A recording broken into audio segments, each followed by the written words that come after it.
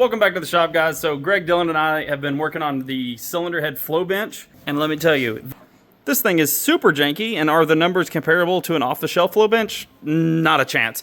But we can absolutely tell if there is an improvement between stock and ported. And let's just take a look at the numbers.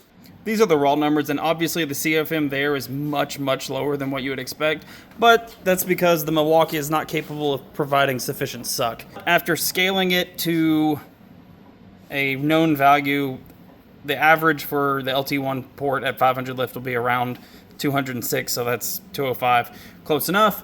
And at the same vacuum level, scaled up properly, ours reaches 240, which puts us on par with some of the LT cylinder heads like the 799, 706s, etc.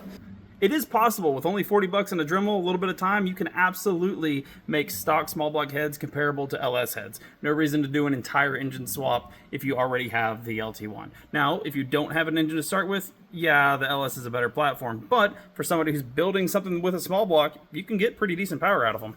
Now, it should be noted the numbers that I just showed you are not anything that should be taken for gospel. This is a homemade flow bench. The pressure differential that we're testing at is not 28 inches of water like a professional traditional flow bench would be, but this is definitely good enough to show that we have improved airflow by a substantial margin and, you know, cost less than 200 bucks to make.